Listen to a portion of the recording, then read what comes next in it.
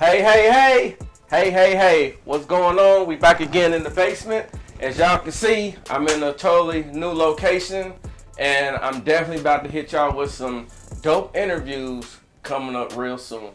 But my first guest is actually a father, entrepreneur, podcaster, and overall good guy. And as I can introduce him, he gave me a lot of gems because he actually grew up with my brother firsthand. And I was a young buck just wanting to be like them as I came up. But before I get ahead of myself, if y'all don't know who I am, my name is Daniel T. I'm a certified personal trainer who does dope interviews on people making it happen. And my guest today in the basement, true to my word, the first person that I'm bringing down here is Mr. Paul Dorsey. What's up, bro? What's going on, T? How you feel?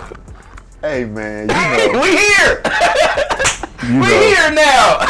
That's exactly what I was about to say. I'm happy to be here. You know, every time you wake up, to me, the older we get, every day I wake up, it's like, it's a blessing.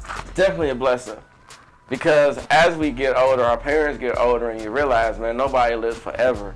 And man, I'm happy. I'm in a happy place for myself because we coming back 1 year. When I said, you know what, Paul, I need a break, I'm tapped. Like, man, I got all this going on, people pulling at me.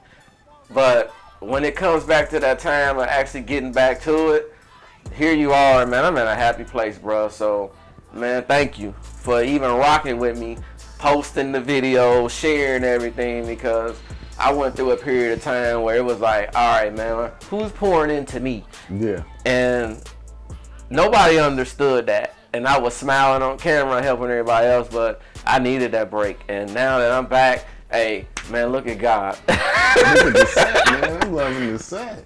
Yeah, we here. I wanted everybody to feel like a superstar. A nice set, man. I wanted everybody to feel like a superstar, bro. When you came down here, I wanted everybody to be like, wow, man. Yeah, good setup, man. Good setup, man. How you feeling yourself, man?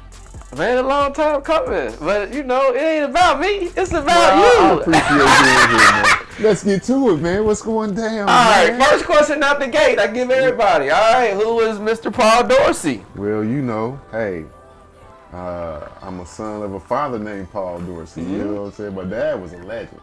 Track legend, won state all by himself. You know what I'm saying? In high school, won 4 different events. You know, then came along, sister before me, then come me, you know, to follow that name. How you holding up to that name? I'm holding up pretty well to that name, you know what I'm saying? To whereas, you know, That's what it's about. they hear me and see my name and it's like, they know who my dad is and how the relationship correlates. And then, you know, I got a son, Paul Dorsey Jr., so hopefully that legacy keeps going. But, you know, growing up, city of Dayton, you know, grew up. Westwood was the first school I ever went to, believe it or not. Because you actually grew up, was it Daytonview? I'm a Dayton View. Yeah, You okay. know, so I started off in Westwood, kindergarten. People don't know that, but it's a lot of friends I got that are my age now that we look back and we probably was in the same kindergarten class. Moved to Jefferson Township a couple years. Came back to Dayton, which was Dayton View, and that's where my stomping grounds began. You know what I'm saying? That's when you're nurturing and all that. That's how you get seasoned. You get seasoned, and all that started coming around. Right. That's basically what was going on me. And then you grow up in life, you get older, you go through transitions in life. You know what I'm saying? Part of it was the streets. Lucky to make them out. Yeah, lucky to make them out. Everybody don't. And to not catch a lot of things that happen with a lot of people. Still a lot of hard times in between, but you know. That made you who you are, though. Made me who I'm here, still here, you know, still standing and, you know, try to respect everybody and get the same respect. That's just all I care about. Man, as we get older, it's about your name versus what you have. Yeah. My dad used to tell me that, like, man, don't nobody care about your cars. I don't care about your jewelry. I don't even care about your clothes. When people leave, are they happy you left? Yeah. You know, what does people say about you when you ain't around? And I walked away from that like, man, I really want people to smile when I come around. I don't want nobody looking at me turned up, face mad and Say angry. Good things, you know what I'm saying? Yeah. Like I said, pretty much, they do, you know, and I had to accept it growing up in life. When people give you compliments, I accept that. Is that hard? It's Like for hard. men, I have to ask It's that. kind of hard, man, as a man sometimes. To get a compliment? And then accept it. And then I had to learn. It feels awkward. It do. Why is that though? I don't know. Is it the man thing? Man, I think it is. Any man that I know is actually successful or doing, you know, what they supposed to do in life, when they actually come to that compliment, they looking. I'm the same way. Like, man, I'm just who I am. I thought it was just me, you know, and I really don't like attention. You know what I'm saying? Like, I've had a party before, you know, and I come in, they say, hey, he's coming in, and I walk right back out. Yeah. Because I didn't like all that attention. I love doing stuff for people. I love trying to be there, and I don't take anything for it. You know, you hear somebody saying, I always did this for them, or I did that for you. Yeah. You'll never hear me say that. Because, man, those are people that they looking for the limelight, the attention, and to be recognized. And I'm not like that either. I get that all the time. You never go anywhere. But everybody kind of come see me, and it's kind of hard to leave the house, especially when you train your clients, and hey, it is what it is.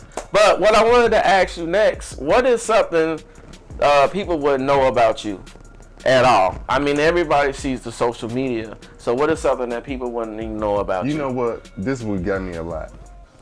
I worked in the school system for 25 years. Did you? I didn't even know that. See, before I retired, I've been doing that for 25 years. When I had my surgery, I ended up getting disability employment, and I retired. People walk into schools all the time. What you doing here? I work here. Really? So that was something that I love to do. I loved working with kids, you know what I'm saying? That was one of my things, like, even coming in the urban school system, coming from, like, where I come from, I can relate to so many kids more than a lot of the other staff members could, you know what I'm saying? They were right. How they gravitate to you? How does this kid this way? You've been doing it for a long time, though. That's a skill, too, to deal with kids.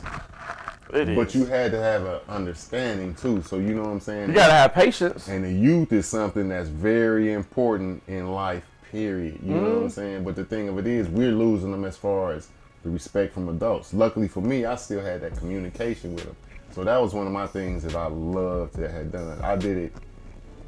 When you like to do something, you don't mind getting up, going to work to do it. That's a passion. It's you ain't chasing. passion. If you ain't, look, I tell anybody that if you find your passion, you don't really mind getting up going to work because it don't feel like work. You enjoy it. You know, in the paycheck, sometimes it might not be whatever, but it paid the bills. But guess what? It wasn't hard work. It got me to get up every day to go do it. You know what I'm saying? Yeah. Whereas some people go to work miserable every day. I came from that world of actually getting a great, awesome check, but be miserable. But be miserable. Is it really worth it? You got to think. You got people who are jealous of regular people. Like, why are you jealous of this man? Because I'm happy and you not. And you driving this car, you got this house, you got whatever's going on, and you still jealous of this average, regular guy. Because they may have to put in almost 90 to 100 hours to have a certain lifestyle that you want. And the pressures, different things, you know, I don't know. But it's just something that happens. How do you control stress? Because I'm big on when it comes to everybody in life. It's mental. If your mental is all in dysfunction and disarray and confusion, it's hard to do anything because your mind ain't right. So how do you really control your stress? It's something you grow into, you know what I'm saying? I mean, and when I was younger, I could be a hothead on certain situations, you know what I'm saying? But as I got older, you have to find your stress, what helps you. I don't know if it's working out. That was my outlet. Mine was working out always. My outlet was fishing. I seen the pose. Like, I like to go fishing. You know, some people who don't know me, like, you go fishing? Like, I like to fish. It's very relaxing from what I hear, though. Because what it is, I don't have to catch a fish. But I can sit out there and just look at the water. And that's a time that you get time. How many people get time to themselves just to think about themselves? No, it's so fast paced. You can't think about yourself. You need to do a self-analysis of yourself every once in a while. And that's what I do. So like when I go fishing, it's just me. I'm out there. I'm thinking about what people might say about me. If it's repetitious, you like, I might need to work on that because a lot of people have said this. So it was things I changed just because of what I might have had, because I had time to think about it. If you out here working all the time, just doing stuff, how do you analyze yourself? You don't. How often do you go fishing? Well, I don't go as much as I want to, but when I do, it's long enough to give me some thought patterns. You know what I'm saying? Let's say a couple hours. Couple hours. I can go 4, 5, 6 hours with no problem. Man, that's good. At what age did you recognize that, though? That you needed it to even go fishing? It started again when we became adults. When I was a kid, my grandpa used to take me fishing. And then we would have these little cane poles. You know, you just catch some bluegills and just pull them out. Yeah. But I'm looking at him throwing his pole out and reeling it in. Hey, I want one of them. I want one of those. So I never did get it till, you know, I got older and me and my friends, we all went Walmart, buying all kind of stuff. You know what I'm saying? It started out about 10 of us. We ended up about 1. It was about me, you know what I'm saying? Through the years. But when I went, it was like, it's so peaceful out here, man. It brought me back to my childhood days. It helped you relax your mind. You didn't have a lot on your mind back then, you know what I'm saying? You would sit back and, you know, just listening to the birds and the animals and everything you hear going on, watching this, what's going on, and you just start thinking about a lot of stuff. But that's how you come up with answers to a lot of our problems. Yeah. Because we always want to count the blessings. Everybody goes through things in life. But the biggest thing is how you manage and you work them problems out. But you definitely got to get up and count them blessings, because it's easy to get to that point, or you just looking at life in general as this ain't going right, that ain't going right, and then we end up losing ourselves and think like, man, I already got this. This is a blessing. Yeah. I got a house, I got a car, I got a job.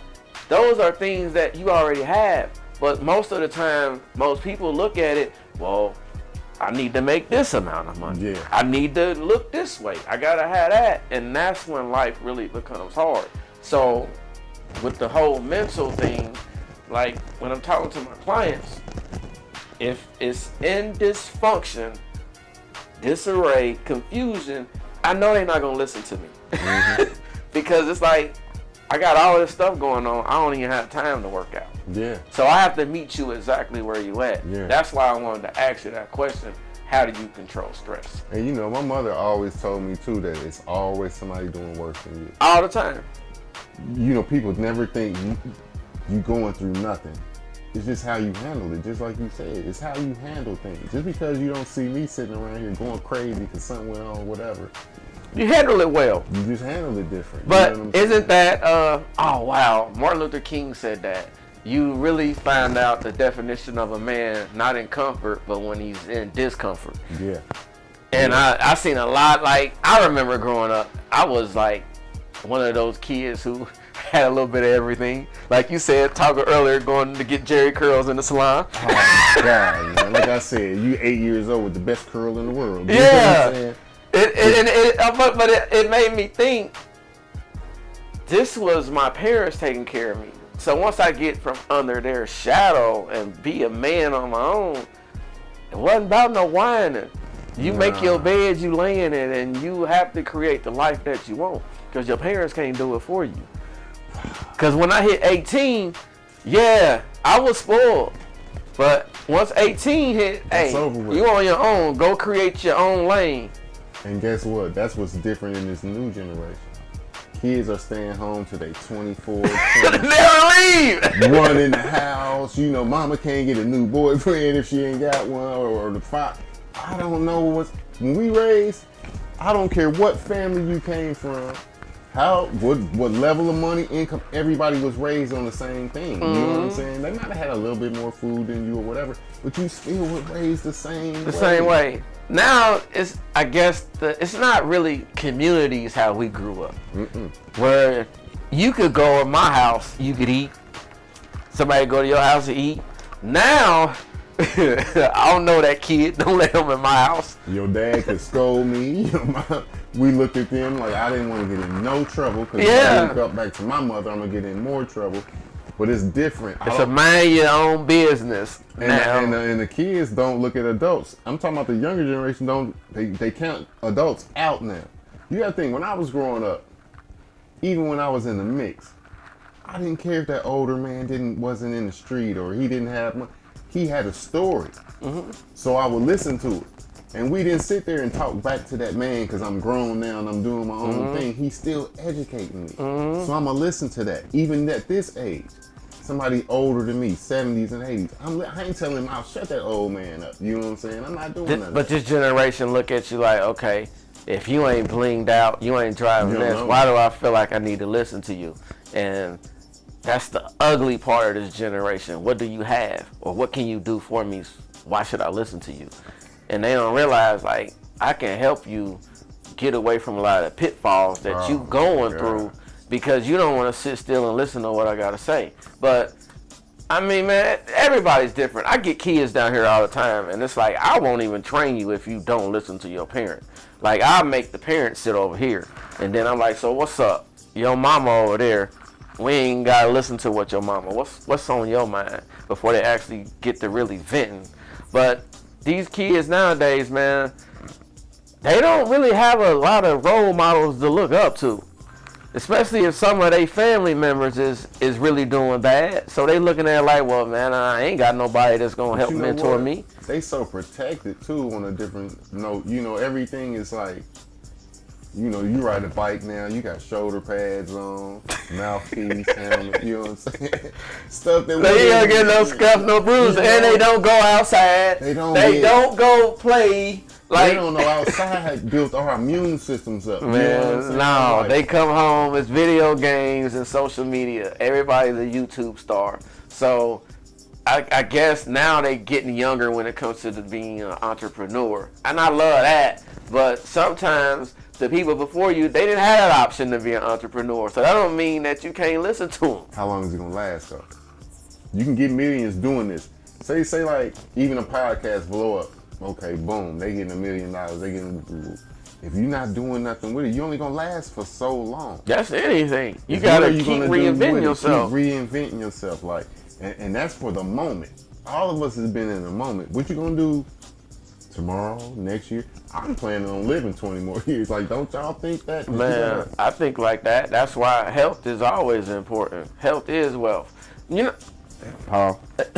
Let me stay on track. Okay, my bad. Yeah, you know, we get the chopper game about everything. All right, so look, going back to your days of childhood, is there anything that you wish you could have changed that you wanted to do but you didn't? You know, the only thing that I always say this,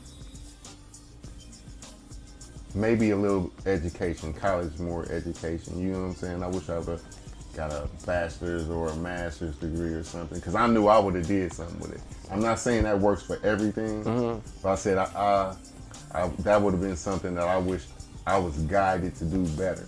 Because even me growing up, nobody guided me. You know, I just went to school myself when I went to college for a couple years. And the process was different. I didn't have any backing. That's one of the things that I wish that I could change, you know. It's not too much. Other things, you know, I'm glad they happened because it molds you who you are. You know what I'm saying? But that's one of the things I wished I would have. And people always say, oh, you can still go back and go. I was about to say that. You know, and that's cool. But I see it's just so many other things you can do now at this time, you know what I'm saying, in life that you still can. So if you would have went back to school, what would you have taken up? Psychology still. Psychology? Because that was what I was into. Yeah. Naturally, like, you know, I talk to people, read them, and all kind of, without being in school. It's like being a barber, but not having all the skills to go with it. You didn't get all the paperwork to tell you, you know, you qualified to do this. Yeah. That's what I wish I could have been able to do. Well, yeah, I'm going to say it too. It's never too late. Nah. For myself, I think about this too. I had dreams about this. I wish, because like I said, I was spoiled with my mom and dad. And I wish when they put me in gymnastics, I would have stuck it out. Because I think for what I was doing, I could have been really, really good at it. The difference. But I was wanting to play basketball, wanting to... Every sport that wasn't supposed to be the one that you were really the exactly, best at. But I was great at gymnastics. I really was. And if I could go back in time right now, That would be it. So what would you have done with it though? You know, like later on in life, because a lot of the things that we did, you didn't see the money in it. Like you Well, now you could. I would be training. You get more money training. You know what I'm saying? It's just more added. Like I still can go outside and do backflips, but to be able to teach somebody how to do that, that would take incredible skills. But yeah, that would be it. I'm still living on my dream to be able to help people get fit, but that gymnastics, I know I had something there. And that's one of the things that would probably be my biggest regret as a child. Because like you said, it wasn't offered in the schools. No. My parents had to literally pay somebody to have big trampolines and how to do all of that stuff that you see in the Olympics. But here it is, I didn't want to go. Because I wanted to go do something else. You like think play at that basketball. time nobody was doing that, and you getting that training? Like people wasn't getting they wasn't getting trainers and stuff back then. Yeah, like I remember it was in Inglewood. This is where exactly as a child. So it was in Inglewood off of Winger Road. I remember it to this day. She took me twice, and all I saw was white kids. I didn't see us, and it was discouraging. And like I said, I wish I would have been headstrong to say, I can do this. Yeah. Because half the stuff they was teaching, I already knew how to do.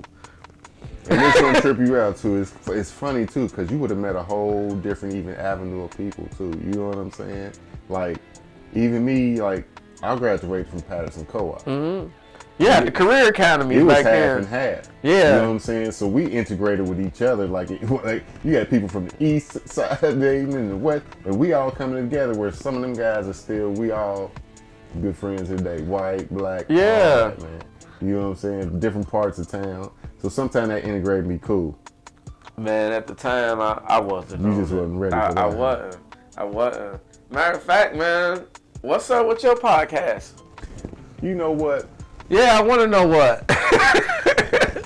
That's the thing. You know, we did that podcast, me and Stone Black, so easily. We just did it for the fun, man. You know, and it's funny you asked me about that because I talk to her. We still talk all the time. She danced too.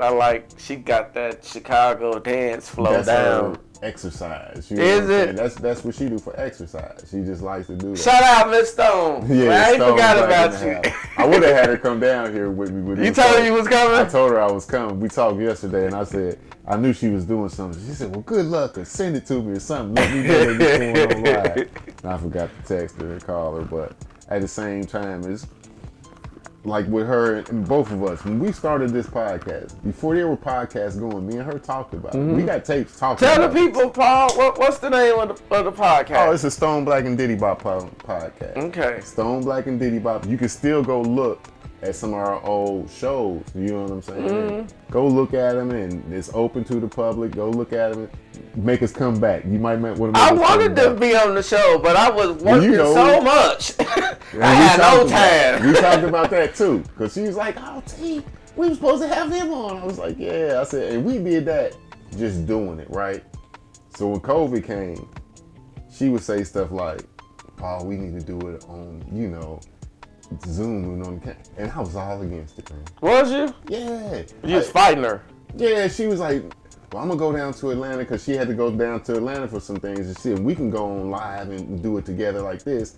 This is before people was doing it. And I was like, I don't want to do that, whoop whoop. And then when we stopped, I looked at everybody doing it. It was a trailblazer. Like everybody got a microphone, everybody a podcaster now. And because everybody's attention on seeing what they wanted to do, And, you miss it? Yeah, because I like talking about topics and real things. You know what I'm saying? Like real situations and real things. You know what I'm saying? And I would always shout out anybody that was doing anything in our neighborhoods around here, period. I don't care if you had t-shirts, all that. I'm telling you, send it or we'll buy it. We was gonna wear it. You know what I'm saying? The same thing. Because if you get in a podcast, people want to see what you got going on. All the time. So do you think you gonna start back 2024? What you thinking? I'm gonna do little skits here and there, bringing up conversations and 2024, you know, and see what we start working on, because I still got a lot of subject matter I still just like to talk about, to bring up, especially if it's happening now. Yeah. Even with us, you know what I'm saying? Man, listen, if it brings you joy, just like fishing, do it. I'm gonna do it. And you know what else it was with me? Hard-headed. Hard-headed. And she would always say, Paul, you can go ahead and do it on your own. Like how you doing this, it's hard for me to do stuff like this. Now, kicking it with you is cool. Me just sitting there doing it on my own, I'm like, man, oh man. But I still got a lot to say, I just gotta block it out. But this is what we always do. We chop game in the barbershop, we chop game whenever we see each other. This is what it is. Like, for me, this is easy. It's easy. It takes no effort for me to chop game with anybody that's open-minded. Now, if you delusional and some of the stuff that you think, nah, we ain't gonna get along. Yeah. But for the most part, anybody that got some sense, man, I can talk to you. Yes. Especially because, like I said, you got to think the age difference, but to still the same generation. But I'm a sponge amongst all of You y'all. always was doing that. I am a sponge amongst everybody. Yes. Very observant. I'm listening. Wasn't talkative, none of that. Hey, how you doing? Just was sitting back, just looking. Watching. All the time. I've always been like that. Very observant. Even if I go to the store with my wife, I just watch people's body language. Like, man, what's going on with that person? And I've always been intrigued all the time. I never looked at anybody as they was weird. Everybody has a story. You see, that's me. All the time. We was out to eat one time, me and my cousin and one of my boys, right? We was at Delish years ago. So it was this dude sitting there, he looking all kind of crazy. And I'm looking, and you know me, I'm an observer too. I'm looking at the exits, opens, everything, always. So like, you got to do something. Man, what's up with this dude right here, man? You know, and they looking like, oh, P. I'm like, hey, I said, next thing you know, he looked at me, he said, what's up, P? I was like, what's up, man? He was Did like, you know who he was? I eventually knew, but he had grew his beard out, you know, just was. You just didn't really recognize him. See, at I first. talk and kick it with all kind of people, all don't matter to me. Like, I don't find no strangers, you know what I'm saying? I'm not looking at somebody. So I done had people come up to me, might have been working on some cars and stuff. Man, I don't want to shake your hand. Dude.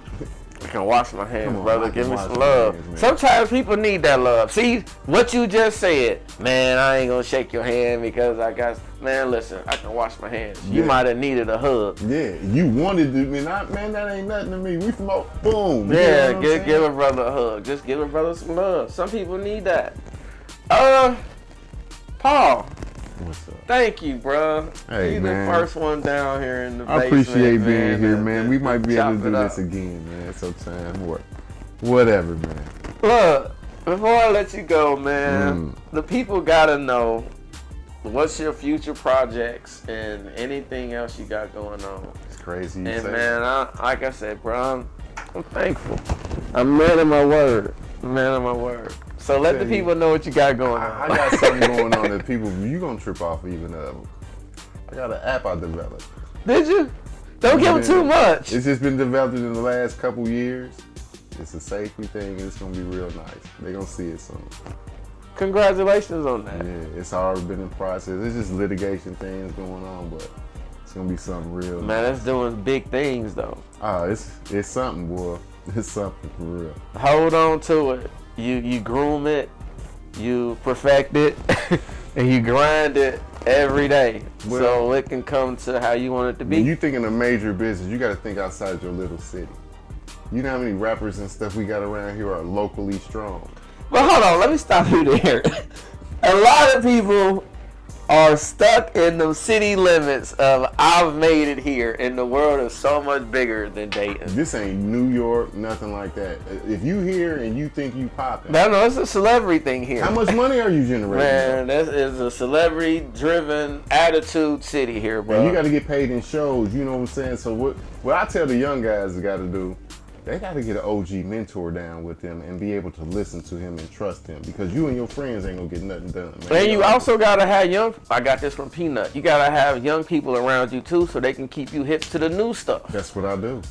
I'm cool. I like hearing that. You know, they got to be able to trust you, and you got to be able to trust them. To bounce them ideas. Know, but you got to take some. We got some talent that can go way up out of here if you get out the city limits. Mm-hmm. You know what I'm saying? You got to make sure you push it. Go do what you got to do. So that's how I think about being an entrepreneur in a big business. So when I'm gonna hit up, it's gonna hit everywhere. Yeah, you worldwide, but as you get bigger, and I know you are, you have to think about a team. Because no one man can do everything on their own. Too. One of my partners, I got a team, secretaries, all that. You good to go. It's all in line. It's just, I don't talk about much. You don't need to. Sometimes when you just got to let your actions speak for itself. Yeah. Because everybody talk. Yeah. And I'm going to look the same regardless. Whether I got it or don't, you ain't going to know. Yeah. All the time. Yeah, everybody talk. I can't stand that about people. Sometimes it's all talk, no action. Hey, you want a job? Yeah. Then you give them the job. Well, I ain't know we was starting this fast. Yeah. I didn't know it was going to be like this. And, yeah, man. I didn't think you was going to talk about this fast. Like, man, you just talking. A lot of bluffing going on, man. Paul, thank you. Like I said, it, man, you the very first guest down here, true to my word, man. Yeah. And I love you, bro. Yeah, love you because, too. Man, look, y'all groom me.